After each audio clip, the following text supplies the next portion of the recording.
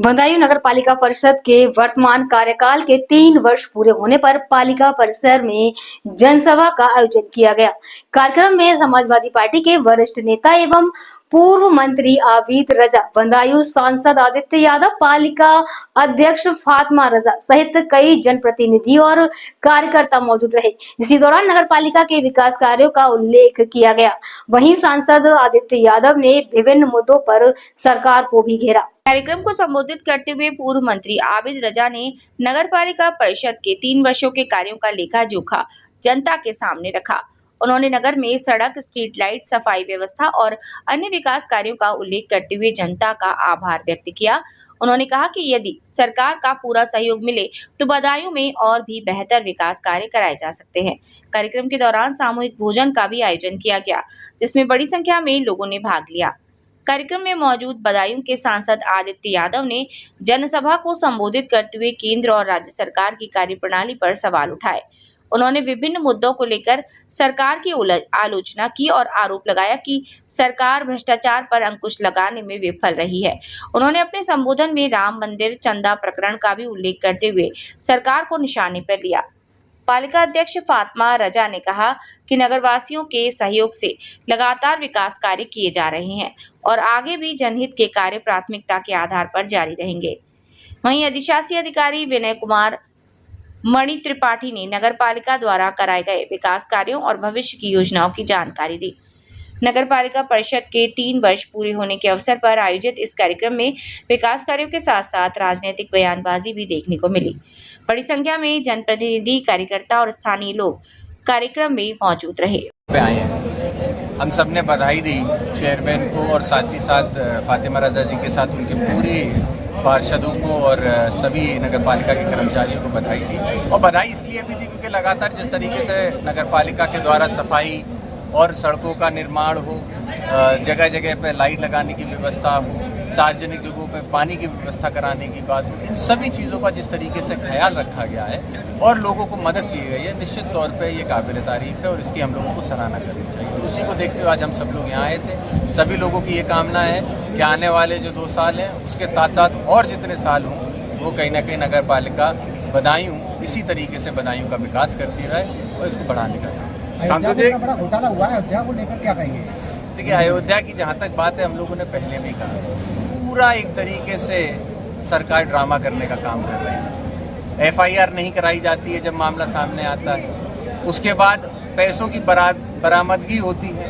सवाल ये उठता है कि जब FIR नहीं हुई, पुलिस बरामदगी करने कौन जा रहा था, कौन ये पैसे कर रहा था, आज तक कभी किसी को पता नहीं चला।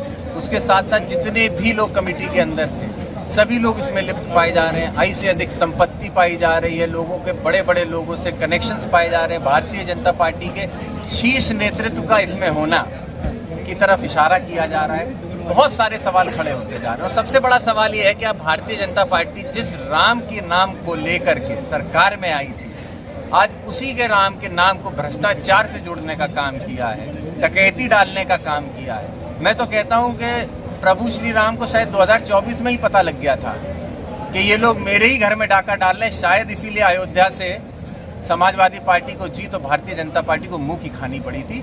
और मैं समझता हूं भगवान श्री राम आने वाले 27 के चुनाव में भी भारतीय जनता पार्टी को फिर मुंह की खानी पड़ेगी। और जो इनका पूरा ढकोसला था और ये जो पूरा एक उन्होंने नैरेटिव क्रिएट किया था श्री राम के आसपास का, वो पूरी तरीके से फूट चुका है। निश्चित तौर पे जनता समझ रही है और आने वाले समय में समाजवादी पार्टी का सहयोग है। बदायूं में समाजवादी पार्टी का दो होने जा रहे हैं, 2 गुट बनने जा रहे हैं, इस पे क्या करना चाहिए? कहीं पे भी देखिए 2 गुट नहीं है। समाजवादी पार्टी की जिले की इकाई भंग थी। हम लोगों ने जिला उपाध्यक्ष, जिला महासचिव, कोषाध्यक्ष घोषित कर दिया। आने वाले समय में एक नई टीम जिला की कमेटी बनाने का, जो सबके सामंजस्य, सबके साथ मिलकर और सबसे पहले समाजवादी पार्टी के आगे बढ़ाने के लिए चुनाव जीत 27 को चुनाव को देखते हुए मद्देनजर जो लोग काम करेंगे उनको कमेटी में रख के पार्टी को मजबूती देने का। बदायूं के लिए पार्क की सर आवश्यकता है, क्या कहेंगे? एक बार सरकार बनने दीजिए। पार्क के साथ साथ बहुत सारी ऐसी योजनाएं जो हम लोगों ने सोच रखी हैं। मैं भी कई बार बैठ के आबिद रजा साहब से और फातिमा जी से हम लोग डिस्कस करते रहते हैं। पार्क के साथ साथ बहुत सारी ऐसी योजनाएं जिसको हम करना चाहते हैं और यकीन मानिए 27 में जब जनता मौका देगी तो पार्क तो एक छोटी सी चीज़ होगी, एक बदायूं के लिए एक पार्क के साथ साथ एक लंग्स का जो काम कर सके, इस तरीके की एक योजना हम लोग बना के जनता के लिए देने का काम। ऊपर से जिस तरीके से जनता का विश्वास खत्म होता जा रहा है, जिस तरीके से एनकाउंटर पे एनकाउंटर किए जा रहे हैं, घटनाओं को दबाया जा रहा है, लोगों के मुंह बंद किए जा रहे हैं, कई बड़े बड़े गिरोह के मुंह बंद करने के लिए एनकाउंटर किए जा रहे हैं, ये किसकी शय पे हो रहा है? अब सवाल इस बात पे उठता है। सरकार के लोग, सरकार के नुमाइंदे सरकार में रहते ही अगर इस तरीके से बेकसूरों के मुंह को बंद करने का काम करेंगे तो निश्चित तौर पे आने वाले समय में जनता इसका जवाब देगी। सांसद जी, मेरे सभासद जो यहाँ मौजूद हैं, बैठे हुए हैं, मेरा विरोध भी हुआ, मैंने बहुत बातें भी सुनी, मैं व्याकुल भी हुई, लेकिन विधायक जी मेरे साथ थे, उनके सानिध्य में मैं सारे काम कर रही थी, उनके मार्गदर्शन से मैं सारे काम कर रही थी। उन्होंने अपने प्रयासों से नगर पालिका को पैसा दिलाया, नगर पालिका में पैसा लेकर आए और तब नगर पालिका के विकास के काम शुरू हुए। क्योंकि जहां एक तरफ नगर पालिका के विकास की बात थी तो बहुत सारे लोग यहाँ की जो डेली का रूटीन का पैसा आता है उसे भी रोकने का काम कर रहे थे। ऐसे में आबिद रजा साहब ने लखनऊ से नगर पालिका को पैसा दिलाने का काम शुरू किया और तब यहाँ शुरू हुआ विकास का काम। जब लोगों ने मुझे वोट दिए और मैं चेयरमैन बन गई और मेरे हाथ में एक पावर आ गई लोगों के काम करने की, तो आप यकीन करिए जैसे हर समाज ने मुझे वोट किया है, मेरा कलम गवाह है इस बात का कि मैंने भी कभी टीका और टोपी नहीं देखी, सिर्फ काम किया है, बुर्का और धोती नहीं देखी, ईमानदारी से काम किया है। मैंने निष्पक्ष रूप से बिना भेदभाव किए कोई भी समाज मेरे पास आ जाए मैं सबसे पहले काम करती हूँ। और ऊपर वाले ने इतनी बड़ी जिम्मेदारी मुझे दी है, मैं बहुत खुश नसीब हूँ। कहते हैं किसी को एक गिलास पानी पिलाओ तो बहुत सवाब होता है, मैं तो पूरे शहर को पानी पिला रही हूँ। ऊपर वाले ने मुझे उस इज्जत से नवाजा है और आपके वोटों से मैं चेयरमैन बनी हूँ। मैं बहुत बहुत शुक्रगुजार हूँ आप लोगों की। और अगर मैं अपने काम की बात करूँ तो वो तो बड़ा लंबा हो जाएगा। बहुत सारे काम है जो मैंने किए हैं, लेकिन मैं इसे थोड़ा संक्षिप्त धन्यवाद करती हूँ। यहाँ जितने भी लोग आए और जिन्होंने मेरा हौसला अफजाई की उन सबकी मैं बहुत शुक्रगुजार। वाले की सुनेगा फिर अधिकारी से कहेगा, सरकार होगी तो अधिकारी सुन लेंगे और नहीं होगी तो विधायक गाली खाएंगे। लेकिन चेयरमैन को पूरी ताकत होती है, चेयरमैन नेता भी होता है और चेयरमैन अधिकारी भी होता है, सैनिक अथॉरिटी होता है, सस्पेंड करने की पावर होती है, प्रमोशन करने की पावर होती है। और यही वजह है कि में बनी थी और शायद 1700 ईस्वी में बनी थी। 1865 में नगर पालिका बनी और एक दिन मैं इतिहास पढ़ रहा था, उस दिन मुझे खुशी हुई कि 1865 की नगर पालिका के इतिहास में बदायूं का नाम था। 19 के 2006 में जब मैंने चेयरमैनी का चुनाव लड़ा था तो लोग मुझसे ये कहते थे, मुझसे तो नहीं लोगों से कहते थे कि आबिद रजा का नंबर चौथा रहेगा। और उस वक्त और का एक बार टिकट काट कर देखो तब पता चलेगा कि वफादारी क्या होती है। हमारे 2 बार टिकट कटे। आपके चुनाव में अगर हमने मेहनत में कोई कमी की हो तो इस मंच से कह देना, आप कबूल कर लेंगे और राजनीति छोड़ के कोई और काम कर लेंगे।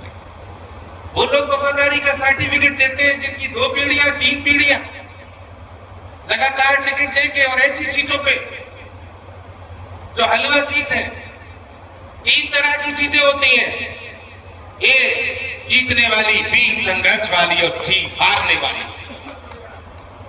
ये सीटें किसे मिलेंगी, बी किसे मिलेंगी और सी किसे मिलेंगी? एमपी साहब, इस पे फैसला होगा या इंसाफ होगा ये आप तय करेंगे। ये आपको तय करना पड़ेगा कि फैसला होगा या इंसाफ होगा। फैसला थोपे जाते हैं, इंसाफ आज से इंसाफ की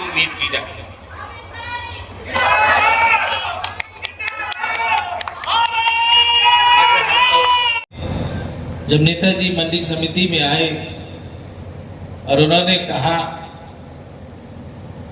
शेरवानी साहब ने कहा कि आबिद रजा चेयरमैनी लड़ रहे हैं, तो मुझसे कहा नेताजी ने क्या चाहिए।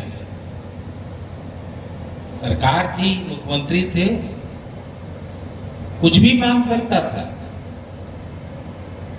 डीएमएसपी को भी कहलवा सकता था, पैसा भी मांग सकता था, लेकिन मैंने उस वक्त सिर्फ नेताजी से आशीर्वाद मांगा था। और फिर जो मेहनत करनी शुरू की, तो जिस दिन वोट पड़ गए, मेरे पैर के तलवे में बड़ी तकलीफ हो रही थी। और जब मैं कोई काम करता हूं, बड़े जुनून से करता हूं। जिस दिन वोट पड़ गए, उस दिन मैंने अपना जूता उतारा और तलवा देखा। लेकिन अगर पानी एक दिन नहीं पियोगे तो शायद मरने के लायक हो जाओगे, और 3 दिन भी अगर तुम्हें पानी नहीं मिला तो मर जाओगे। इसकी जिम्मेदारी है पानी की, नगर पालिका की। सफाई हर धर्म में लिखा है कि सफाई करनी है, और जिम्मेदारी भी नगर पालिका की है। लाइट, रात को अंधेरे को उजाले में बदलना, हर धर्म में लिखा है कि रास्ते में अगर पत्थर पड़ा हो तो उसे हटा दो, और नगर पालिका रात के अंधेरे को उजाले में बदलती है। इससे बड़ा काम तुम्हारा और क्या हो सकता है। परिस्थितियां बनती हैं, और बनती बिगड़ती राजनीति बहुत लंबी बारी होती है, और उसमें कई बार लोग आगे पीछे भी होते हैं। लेकिन जो व्यक्तिगत रिश्ते होते हैं, वो आप कहीं भी इधर उधर हो जाइए, लेकिन वो व्यक्तिगत रिश्ते कभी नहीं टूटते। और यकीन मानिएगा, इन 2 साल के अंदर सिर्फ आबिद भाई नहीं, मैं पूरे परिवार आज यहाँ उपस्थित है, पूरे परिवार के लिए कहूंगा कि जो हमारा और इस परिवार का रिश्ता है, परिस्थितियां आगे की कुछ भी हो, हम तो चाहेंगे कि ये साथ और मजबूत इसी तरीके से आगे जाए। और इंशाअल्लाह अल्लाह ने चाहा तो 27 की जब सरकार बनेगी तो आप हमारी जोड़ी सबसे बढ़िया बताएंगे। वो भी क्या ये शर्म की बात नहीं है? वैसे अमीरवाड़ी मंदिर के पुजारी साहब, ये शर्म की बात नहीं है। पूरी दुनिया में क्या मैसेज गया?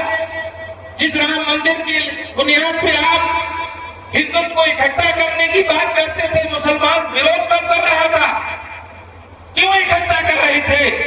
जब सुप्रीम कोर्ट का फैसला आ गया और अल्लाह ने कहा है, मुसलमान से कुरान में लिखा है कि जिस वतन में रहोगे उस वतन की इज्जत करोगे, उस वतन की बात मानोगे। इसलिए सुप्रीम कोर्ट के आदेश को राम मंदिर से बनाने की बात कही गई, मुसलमानों ने समर्थन किया। लेकिन आज क्या हो रहा है? जिस तरीके से उनको पार्टी को तोड़ना था, उन्होंने तोड़ने का काम किया।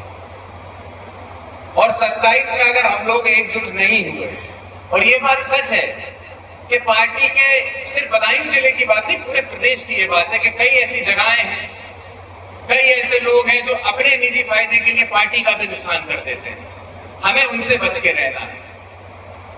और यकीन मानिएगा, जनता में जितनी बड़ी ताकत है, बड़े सा बड़ा नेता आ जाए, वो जनता पलट के रख देती है उस नेता को। इसलिए हमें नेता को नहीं, हमें जनता को देखना चाहिए और जनता को यहाँ बिठाना चाहिए। क्योंकि कई बार हमने देखा, पहले जनता तो यहाँ नहीं बैठी, लेकिन नेता यहाँ बैठ जाते थे। नेता यहाँ बैठ गए और उन्होंने अपने हिसाब से काम किया। लेकिन जनता आपके लिए लड़ी।